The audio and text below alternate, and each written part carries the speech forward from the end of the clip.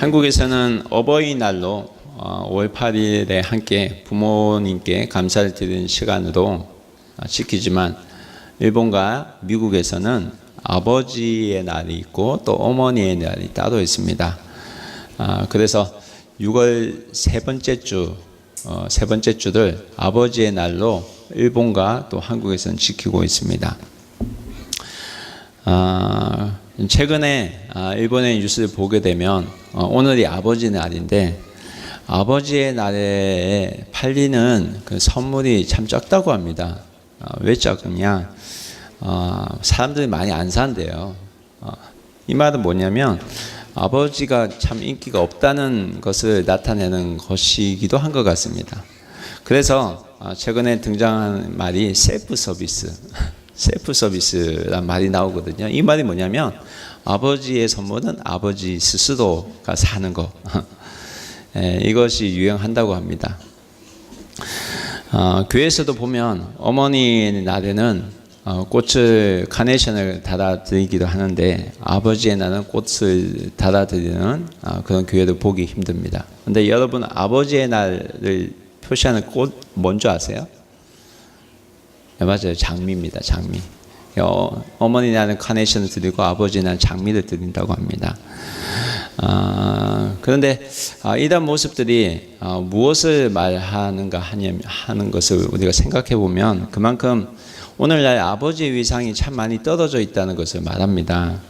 그래서 오늘 예배를 통해서 아버지의 중요성을 또 말씀을 통해서 우리가 다시 한번 깨닫기 원하고 또 아버지에게는 또 하나님 말씀을 통해서 또 우리 기쁨이 되고 또 한번 아버지의 의미를 다시 한번 되새겨보는 그런 시간이 가지기 소원합니다. 여러분 우리가 잘 알듯이 사랑하는 자녀들에게 있어서 가장 큰 영향을 미치는 사람은 누구죠? 선생님일까요? 아니, 부모입니다. 그래서 그 중에서도 아버지는 자녀에게 있어서 아주 큰 영향을 미칩니다. 왜냐하면 성경에서도 또 그것을 또 강조하고 있기 때문이기도 합니다. 성경을 보면 볼수록 아버지의 믿음이 얼마나 중요한지에 대해서 우리가 또 성경의 말씀을 통해서 배우게 됩니다. 그런데 최근에 우리가 살아가는 현대를 바라보면 어머니의 파워가 얼마나 센지 엄마의 그 아내의 눈치를 보고 사는 그 남편들도 참 많아졌다는 것을 깨닫게 됩니다. 뿐만 아니라 참 안타까운 소식도 들리는데 얼마 전에 이번 주간이죠. 5살짜리 여자아이들 굶어 죽인 사랑하는 그 자녀를 교훈한다는 그런 것으로 해서 체벌하고 결국 딸을 죽인 그런 아빠의 그런 모습도 보게 됩니다. 그리고 최근에 일어난 사건, 신칸센에서 사람을 죽인 일이 있었죠. 근데 그 보도가 됐을 때 그 아버지가 거기에 대해서 한 말이 또 뉴스에 보도가 됐어요. 어떤 얘기를 했냐면 신칸센에서 우리 아들에 의해서 죽은 그 사람에게는 참으로 미안하지만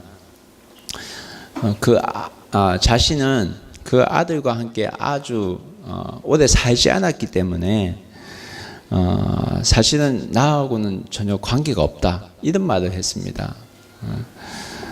그런데 이 말은 무슨 말이냐면 책임을 회피하겠다는 그런 말이거든요. 이 말을 한 부모는 사실 자기가 정말 얼마나 부끄러운지 알아야만 합니다. 왜냐하면 이 말은 뭐냐면 그 자신이 아버지의 역할을 제대로 하지 않았다는 그런 말이기도 합니다. 오늘날 여러 사회의 모습에서 아버지의 자리가 점점 무너져 가고 있는 것을 우리는 보게 됩니다.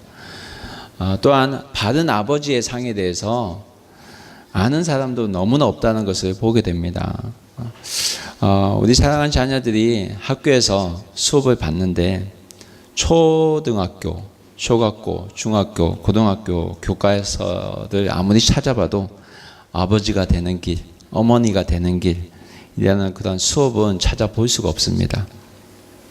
여러분, 아버지는 참으로 중요한데 어머니는 참 중요한데 이러한 수업이 없다는 것은 참 많은 것을 생각하게 하는 것 같습니다. 여러분, 가정이 무너지면 사회가 무너지듯이 아버지가 무너지면 또 가정이 무너진다는 말이 있습니다. 무엇이냐면 아버지의 역할을 하지 못하면 가정이 병이 들고 또한 이 가정이 병들면 사회가 병든다는 말입니다. 아버지가 아버지의 역할을 바로 할 수 있어야 됩니다. 그래서 오늘은 참된 아버지의 모습을 오늘 고린도전서 말씀 가운데서 찾아보고 생각해 보고자 합니다. 그러면 성경에서 말하는 참된 아버지의 모습은 어떤 것인가? 먼저 아버지는 가정의 머리라는 사실을 성경에서 우리에게 말씀합니다. 그래서 여러분, 우리가 알 것은 아버지는 가정의 머리라는 것입니다. 오늘 본문 성경 보면 3절에 함께 읽겠습니다.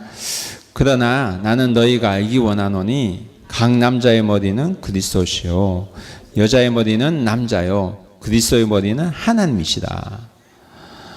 어떤 분은 이 말씀을 보고 이거는 완전히 가부장적인 사회를 말하고 있어 라고 말하는 분들이 있는데, 여기서 말하는 것은 가부장적인 사회, 남자 중심의 사회 문화를 말하는 것이 아니라 사실 하나님께서 이 세상을 창조하셨을 때 창조하신 그 창조의 질서에 대해서 먼저 말을 하고 있는 것입니다.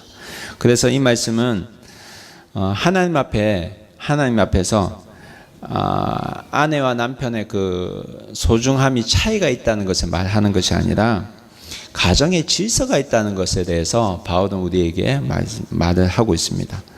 여기에서 나오는 머리라는 말이 있죠. 머리라는 말은 원어로 케팔레라고 하는데 이 말은 권위라는 뜻입니다. 다른 의미를 또 찾아보면 그 권위는 생명의 원천을 말합니다. 오늘 고린도전서의 말씀 보면 여성이 존재하는 이유가 남성에게부터 시작됐다고 말하고 있습니다. 이 말은 뭐냐면 창세기 말씀을 보면 여자가 어디에서 만들어졌죠? 남자의 갈비뼈를 취해서 만들어졌잖아요. 그래서 이 사실에 대해서 말씀을 하고 있는 것입니다. 이 말을 바울이 왜 여기서 했냐? 그 당시에 고린도 교회를 보니까 좀 그 질서가 이상해져 있었다는 것입니다. 아마도 그 고린도에서는 고린도 교회에 모였던 그 여자들은 참 말이 많고요. 굉장히 설쳤던 사람이 굉장히 많았던 것 같습니다. 그래서 바울은 지금 그 교회 안에서 남녀의 관계를 어떤 시각으로 우리가 봐야 될지에 대해서 성경적인 원칙에 대해서 먼저 우리에게 말씀하고 있는 것입니다. 그래서 남자의 머리는 그리스도고 여자의 머리는 남자고 그리스도의 머리는 하나님이시라고 말씀하고 있는 것입니다. 그래서 여자의 머리는 남자고 남자의 머리는 그리스도다. 그렇게 우리에게 말씀합니다. 그래서 우리 가운데 제 머리가 되시는 분은 누구라고요? 그리스도입니다. 그리스도. 왜? 그리스도는 우리를 창조하실 때부터 계셨고, 그리고 우리가 바울이 누구를 향해서 말했냐? 그리스도인들을 향해서 말했거든요. 그렇기 때문에 이런 말씀을 하신 것입니다. 고린도후서 5장 17절에 이 말씀이 있습니다. 읽어드리겠습니다. 고린도후서 5장 17절. 그런즉 누구든지 그리스도 안에 있으면 새로운 피조물이라. 이전 것은 지나갔으니 보다 새 것이 되었도다. 보다 새 것이 되었도다. 바울은요, 우리가 예수님 믿고 거듭났으면 하나님의 창조 질서를 새롭게 알아가야 된다는 사실을 우리에게 말씀합니다. 그래서 너희가 그리스도 안에 있으면 새로운 피조물이 되었기 때문에 이 성경적인 새로운 지식에 대해서 좀 알아가야 될 필요성이 있다고 말씀하는 것입니다. 그래서 성경적인 시각을 말해주는데 성경은 늘 남성을 가정의 머리로 표현하고 있다는 것입니다. 그래서 여러분 성경을 보면 남자와 여자의 관계에 대해서 성경은 우리에게 말하는 것이 있습니다. 에베소서 5장 21절에서 23절까지 말씀 한번 찾아 읽어보겠습니다. 시작. 그리스도를 경외함으로 피차 복종하라. 이 무슨 말인지 알겠죠? 그리스도를 경외하면서 피차 복종하라. 섬겨라. 22절 아내들이여 자기 남편에게 복종하기를 주께 하듯 하라. 23절 이는 남편이 그 아내의 머리됨이 그리스도께서 교회의 머리됨과 같음이니 그가 친히 몸의 구주시니라. 그래서 우리 아내들이 꼭 기억해야 될 것은 주님 안에서 남편에게 지혜롭게 순종해야 한다는 것입니다. 그래서 이것은 뭐냐면 정말 하나님 말씀에 어긋나는 일이 아니라면 남편의 결정과 지도력에 순종하고 남편을 가정의 머리로 세워줄 수 있어야 한다는 말씀입니다. 그래서 남편을 존중하는 모습이 가정에서 드러나야 한다는 말씀입니다. 여러분, 많은 남편들이 싫어하는 게 있어요. 가정에서. 그 싫어하는 것이 뭐냐면 가정에서 자기가 인정을 받지 못할 때 많은 남편들은 굉장히 싫어합니다. 그래서 아내는 남편을 무시하거나 남편을 부끄럽게 해서는 안 됩니다. 부족한 점이 보이거든요. 보일 수밖에 없어요. 사람이기 때문에. 그렇지만 아내는 가능한 그 남편의 권위가 가정에서 인정이 되어지도록 노력해야 되고 그것이 하나님께서 원하시는 가정이라는 것을 알고 노력을 할 수 있어야만 합니다.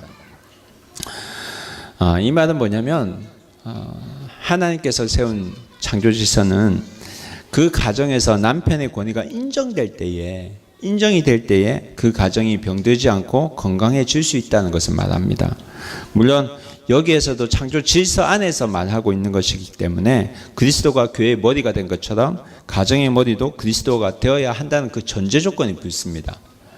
그래서 오늘 말씀은 남편은 그리스도를 따르는 자가 되어야 한다는 것을 우리에게 말씀합니다. 이것은 무엇을 말하냐면 남편을 변화시키는 것은 아내보다 사실은 하나님이시라는 것입니다. 그래서 현명한 아내들은 남편을 하나님께서 다루시도록 그 환경을 이끌어가는 아내입니다. 그래서 그렇기 때문에 어떻게 우리가 해야 되냐? 가정에서 아버지는 머리가 되므로 그 가정의 머리인 것을 인정할 수 있도록 그 대표권을 내어주고 그리고 가정의 머리가 될 수 있도록 남편을 위해서 기도해야 하는 것입니다.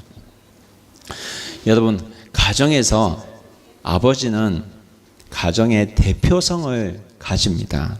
오늘 본문 말씀 4절 5절 말씀 함께 보겠습니다. 함께 읽겠습니다. 무릇 남자로서 머리에 무엇을 쓰고 기도나 예언을 하는 자는 그 머리를 욕되게 하는 것이요. 5절 무릇 여자로서 머리에 쓴 것을 벗고 기도나 예언을 하는 자는 그 머리를 욕되게 하는 것이니 이는 머리를 민 것과 다름이 없으리라. 오늘 본문에서 사도 바울은 예배 때 여자들은 반드시 머리에 수건을 쓰고 예배를 드리고 남자들은 머리에 수건을 쓰지 말라고 합니다. 이것은 어떤 차별을 말하고 있는 것이 아니라 그 당시 관습에 대해서 말하고 있는 것입니다. 그 당시 관습으로 머리에 수건을 쓰는 것은 외모를 단정하게 나타내는 모습입니다. 그래서 이 모습을 통해서 여자들은 하나님의 권위를 인정하고 하나님의 질서를 순종한다는 그런 표시를 드러내기 위해서 머리에 수건을 썼습니다. 그래서 본문 5절에 보면 여자가 수건을 쓰지 않고 예배에 참석하면 그 머리를 욕되게 하는 것이고 머리를 민 것과도 같다고 말하고 있습니다. 우리가 그 옛날 당시에 직접 살지는 않았기 때문에 역사적인 상황을 정확하게는 알 수 없습니다. 그렇지만 머리에 수건을 쓰고 안 쓰는 것은 당시에 머리카락이 풀어진 채로 예배에 참석하고 있다는 것을 우리가 생각할 수 있습니다. 오늘 본문을 통해서 바울이 말하고자 하는 주된 관심은 사실은 뭐냐면 수건을 쓰고 안 쓰고가 아니라 예배에 경건한 모습을 갖추고 있느냐 갖추고 있지 않느냐는 모습에 대해서 우리에게 말씀하고 있는 것입니다. 그래서 실제 바울이 머리에 예배드릴 때 머리에 수건을 쓰다는 것이 실제적인 말이었다면 바울이 다른 교회를 향해서 쓴 편지에도 그것이 드러나야만 합니다. 그런데 아무리 살펴봐도 그 다른 편지에서도 여성을 보고 반드시 예배드릴 때 머리에 수건을 쓰다는 말은 안 나옵니다. 오히려 여성들은 예배드릴 때 수수한 옷차림을 가지고 예배드리라라는 말씀을 한 적이 있습니다. 그래서 오늘 여기서 말하는 그 예배는 공적인 예배에 대해서 말하고 또 예언은 그리스도를 증거하는 것을 말합니다. 그래서 오늘날도 성령 하나님께서는 우리에게 주신 영적인 은사를 주시는데 그 영적인 은사는 여자와 남자와 차별 없이 주신다는 것을 우리에게 말씀하고 있습니다. 그러면 왜 남자는 머리에 수건을 쓰지 말아야 하는가?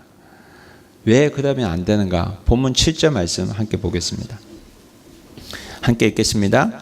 남자는 하나님의 형상과 영광이니 그 머리를 마땅히 가리지 않거니와 여자는 남자의 영광이니라. 남자는 하나님의 형상과 영광이기 때문입니다.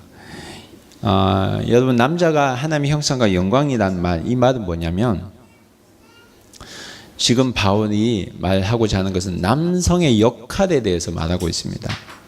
하나님께서 주신 창조 질서가 있는데 이 하나님의 영광을 나타내는 남성의 역할을 이 고린도 교회에서는 빼앗기고 있었다는 것입니다. 그렇기 때문에 이 말을 하는 것입니다. 그래서 바울은 하나님의 창조 질서를 너희가 기억하고 또 하나님 말씀대로 너희가 살아라고 말씀하시면서 이 말씀을 주신 것입니다. 여러분, 창세기의 말씀을 보면 남성이 먼저 창조되었고 이어서 여성이 창조되는 모습이 나옵니다. 창세기 2장 21절 말씀 함께 읽겠습니다. 여호와 하나님이 아담을 깊이 잠들게 하시니 그가 잠들매 그가 갈빗대 하나를 취하고 살로 대신 채우시고 여호와 하나님이 22절 여호와 하나님이 아담에게서 취하신 그 갈빗대로 여자를 만드시고 그를 아담에게도 이끌어 오시니. 그래서 창세기는 남자가 여자를 위해서 창조된 것이 아니라 여자가 남자를 위해서 창조되었다, 지음을 받았다고 설명합니다. 창세기 2장 18절 말씀 함께 읽겠습니다. 여호와 하나님이 이르시되 사람이 혼자 서는 것이 좋지 아니하니 내가 그를 위하여 돕는 배필을 지으려 하시니라. 그래서 하나님께서 중심적으로 창조하신 사람이 누구냐면 남자입니다. 그래서 하나님께서 남자를 창조하시고 이 세상을 관리하도록 맡기셨다는 것입니다. 그리고 여자는 그를 돕는 배필로 지으셨다는 겁니다. 근데 이 돕는 배필은 뭐냐면 여러분, 다윗이 사울에게 목숨이 위태해서 쫓겨가고 있을 때 쫓길 때가 있었습니다. 그때 여호와여 나의 도우심이 어디서 있고 라고 기도할 때 그 도우심과 이 돕는 도우심이란 말은 동일한 말입니다. 이 말은 뭐냐면 여자가 도움이 없이는 남자는 바로 설 수 없다는 말이기도 합니다. 다시 말씀 돌아서면 하나님께서는 남자 여자를 창조하셨는데 그 중심을 남자에 두셨다는 겁니다. 이 말은 뭐냐면 남자에게 대표성을 가지고 살도록 하셨다는 것입니다. 그래서 여러분, 아담이 이 세상에 아담이 범죄했을 때 모든 사람이 함께 죄를 범하였다고 성경은 말합니다. 여러분, 사단이요 사람에게 사단이 뱀을 통해서 우리를 유혹합니다. 하나님 말씀을 어기도록 선악과를 따먹지 말라는 선악과를 따먹도록 유혹합니다. 근데 그 유혹에 제일 먼저 넘어간 게 누구죠? 남자였을까요? 여자였을까요? 여자였죠. 그런데 성경은 누구를 들어서 누구 때문에 죄가 들어왔다고 말하고 있냐면 아담이라고 합니다. 그래서 로마서 5장 12절 말씀 함께 읽어보겠습니다. 그러므로 한 사람으로 말미암아 죄가 세상에 들어오고 죄로 말미암아 사망이 들어왔나니 이와 같이 모든 사람이 죄를 지었으므로 사망이 모든 사람에게 이르렀느니라. 이것이 성경에서 말하는 대표성 원리입니다. 그래서 이 대표성을 가진 사람이 바로 아버지라는 것입니다. 여러분, 인류의 대표자로 세워진 두 사람이 있습니다. 한 사람은 아담이고요. 한 사람은 예수님입니다.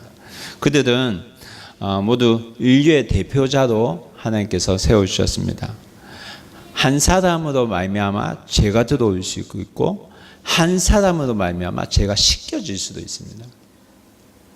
그 결정은 하나님께서 내가 순종하느냐 순종하지 않느냐 그 결정 여부에 달려 있습니다.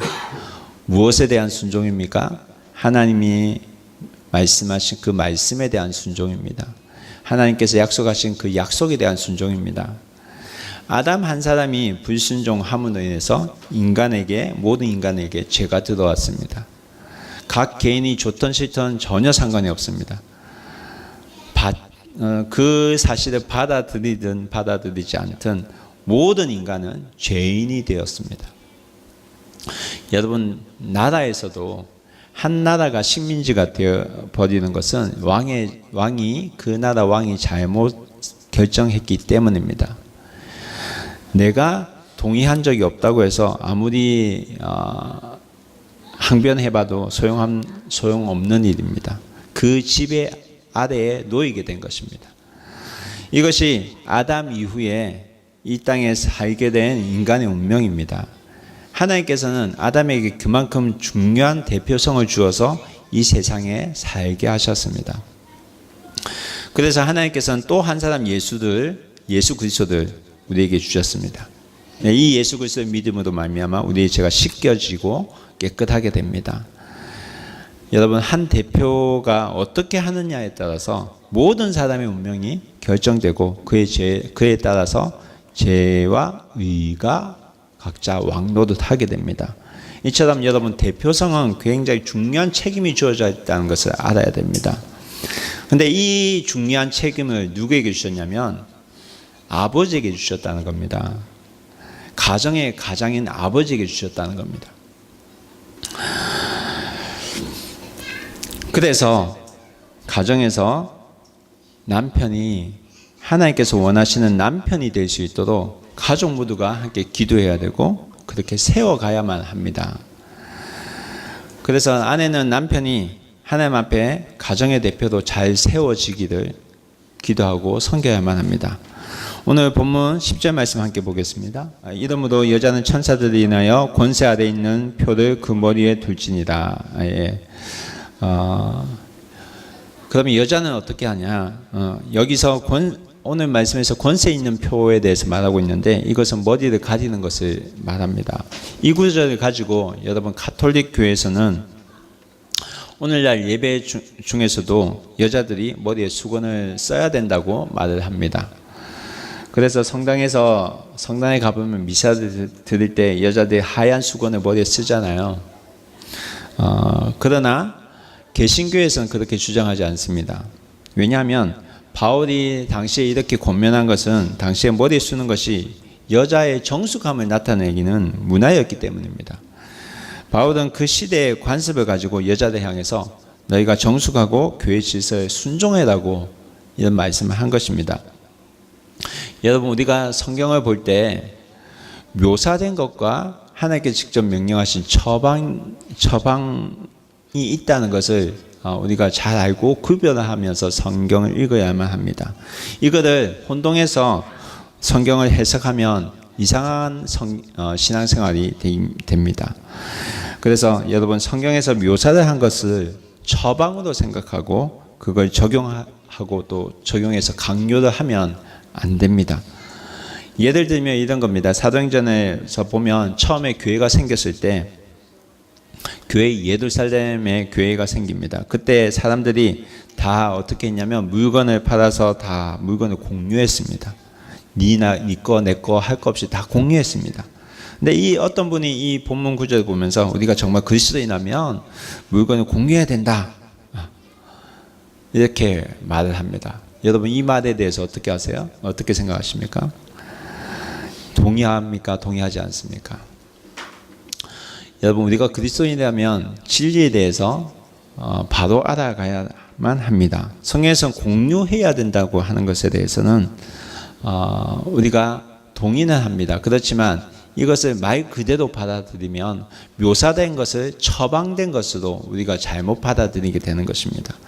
여러분, 공산주의가 성경에서 배운 게 참 많습니다. 그래서 초대교회가 은혜 받아서 공유한 사건을 가지고 그것을 그대로 적용해서 말하고 있는 것이 공산주의입니다. 그런데 성경은 바로 알면 묘사된 것이지 그것은 처방으로 주어진 것은 아닙니다. 만약 처방이었다면 물건을 공유하라는 그 명령이 다른 성경 본문에서도 분명히 나타나야만 합니다.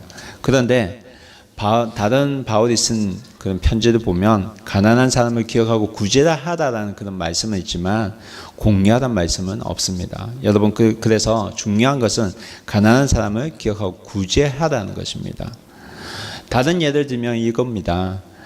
여러분, 아브라함 이야기를 알고 있을 것입니다. 아브라함, 창세기 읽어보면 아브라함이 흉년에 들려서 어디로 가냐면 저기 애굽 땅 이집트로 내려갑니다. 그런데 이때 아브라함의 아내가 굉장히 예뻤던 것 같습니다. 그래서 왕이 보고 누구냐고 묻습니다. 그랬더니 아브라함이 어떻게 대답합니까? 자기의 아내가 아니라 누이라고 말합니다. 그래서 그 왕이 누이니? 그러고 자기의 여자로 삼겠다고 데리고 갑니다. 아브라함은 왜 그런 거짓말을 했을까?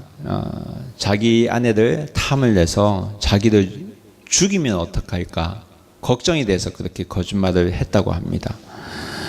그런데 왕이 아브라함의 아내를 데리고 와서 잠은 안 잤다고 합니다. 그런데 이 거짓말했던 사실이 들통이 나게 됩니다. 그래서 나중에 아브라함이 변명을 하게 되는데, 문제는 우리가 성경을 읽을 때 그리스도인들이 이 구절을 보면서 믿음의 조상 아브라함도 그랬으니까 급할 때는 그리스도인은 거짓말로 해도 된다, 이렇게 적용한다고 해봅시다. 여러분, 이게 맞나요? 틀리나요? 맞진 않죠. 그래서 여러분, 성경은 분명히 거짓말하지 말라는 명령, 처방전이 있습니다. 그래서 이것은, 이 아브라함의 사건은 묘사를 한 것이지 그렇게 살아야 한다는 처방은 아니라는 것입니다.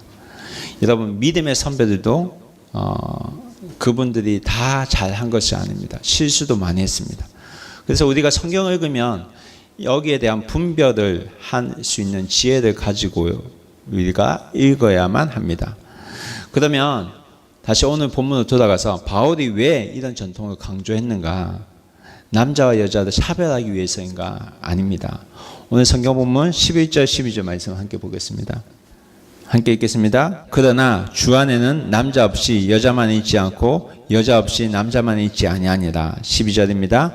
여자가 남자에게서 난 것 같이 남자도 여자로 말미암아 났으나 모든 것이 하나님에게서 났느니라. 바울이 지금 무엇을 말하고 있냐면 하나님 안에서는 남자와 여자는 하나이고 동등한 존재라는 것을 말합니다. 동등하지만 대표권 누구에게 있다고요? 남자에게 있다는 것입니다. 물론 요즘에 우리가 살아가는 현대를 보면 남자보다 훨씬 능력이 뛰어난 여성들이 굉장히 많습니다. 그래서 여성들 가운데는 사장님도 있고요, 여성들 가운데 대통령도 있습니다. 그러나 오늘 성경에서 우리에게 말씀하시는 것은 남자와 여자의 차별에 대해서 말씀하는 것이 아닙니다. 하나님께서 세우신, 여러분, 공동체가 두 개가 있는데 하나는 여러분 가정이고 하나는 교회입니다. 그런데 이 하나님께서 세우신 이 공동체는 하나님의 질서가 있다는 것입니다. 그런데 그 질서는 무엇을 말하냐면 남자에게 대표성이 주어졌다는 것입니다. 여러분, 대표성은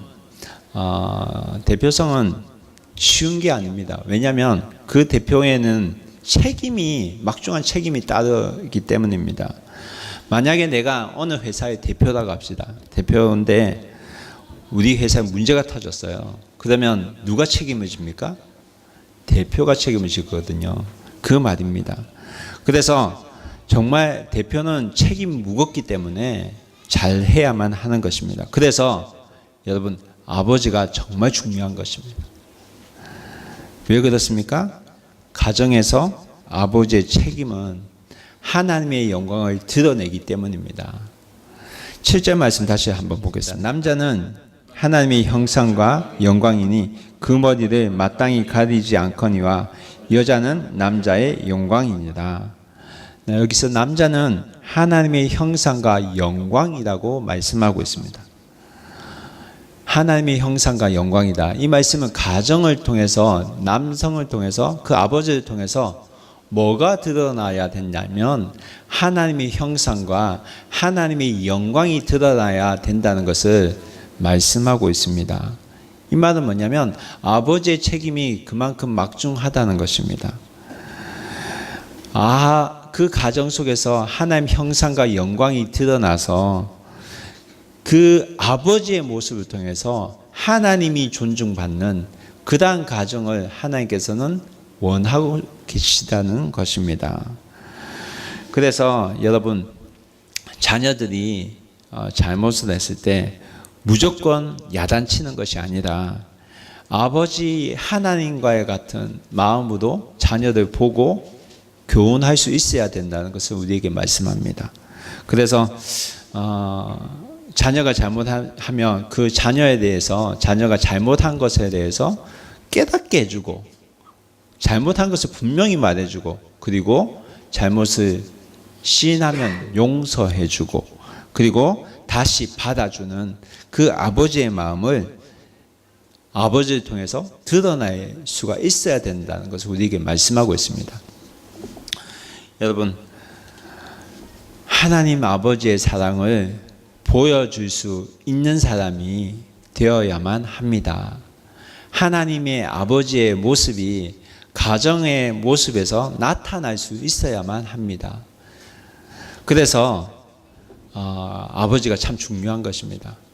여러분, 우리가 고린도전서 11장을 읽고 있거든요. 그런데 고린도전서 12장부터 어떤 얘기가 나오냐면 하나님께서 사람에게, 예수 믿는 사람에게 주신 은사에 대한 얘기를 합니다. 선물에 대해서 얘기합니다. 그래서 12장, 13장, 14장 보면 영적인 은사에 대해서 바울은 설명을 합니다. 그런데 이 영적인 은사는 우리가 생각하지 못할, 우리가 느껴보지 못한 그런 영적인 세계에 대해서 말합니다. 그래서 예언하는 능력, 그리고 사람을 고치고 이런 것에 대해서 말씀을 하는데, 근데 거기서 바울이 가장 중요하게 말하는 것이 있습니다. 그것은 뭐냐면 사랑입니다.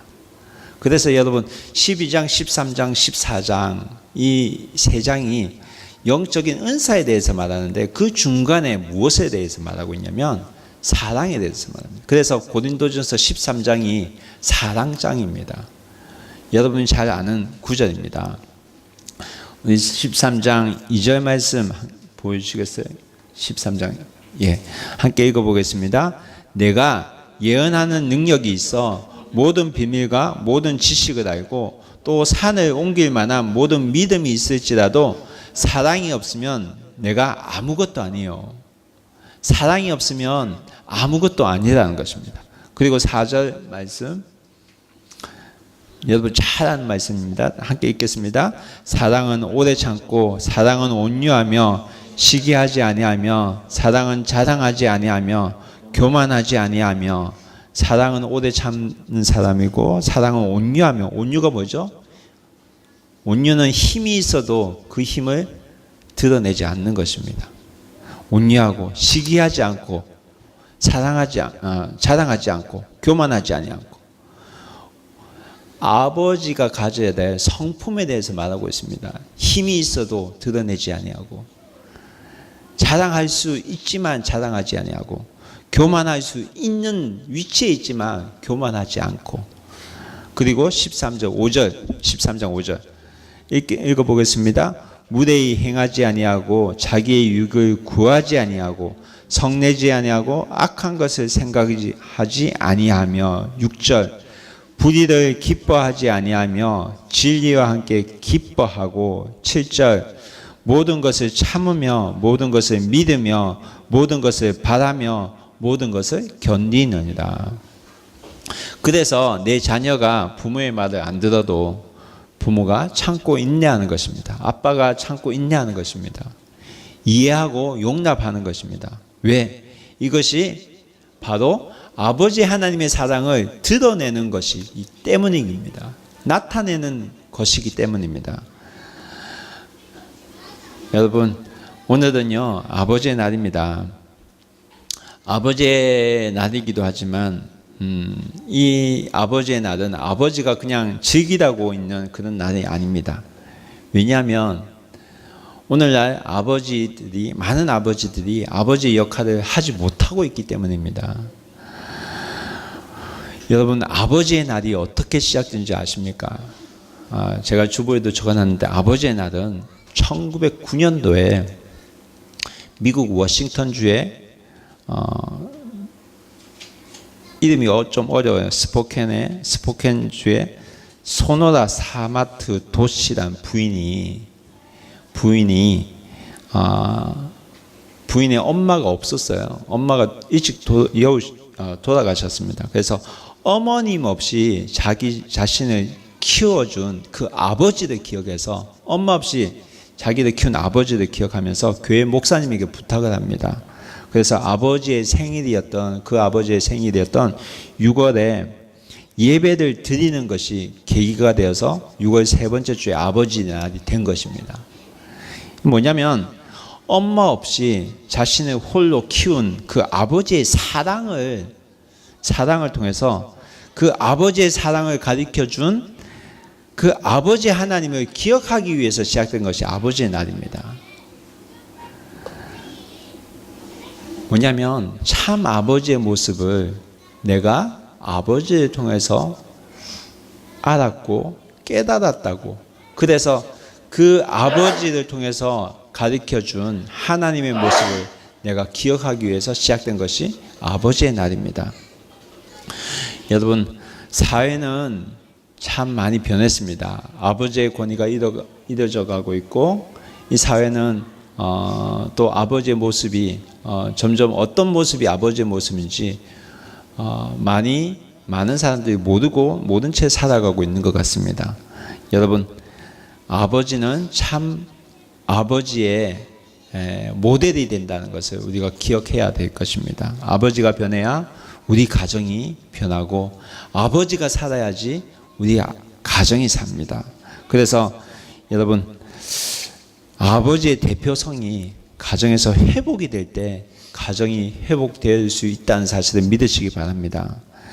가정에서 머리가 되는 아버지의 책임은 참으로 큽니다. 그 책임은 하나님 아버지의 영광과 사랑을 나타내는 것입니다. 여러분, 오늘 이 예배에 참석하는 모든 가정 가운데 하나님 아버지의 원하시는 그런 모습이 각 가정에서 드러나길 소원합니다. 아버지의 모습이 회복되기를 함께 기도합니다.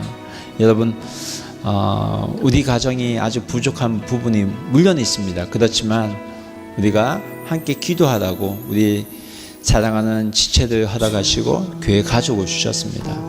우리 약한 가정, 우리 보이지 않는 가정, 그 가정을 위해서도 함께 우리가 다 같이 기도해야 될 줄 믿습니다. 하나님의 질서가 바로 세워져가는 그런 가정의 모습이 우리 비전교회는 항상 넘치게 임하기를 주 예수 그리스도 이름으로 축원합니다. 함께 기도하겠습니다.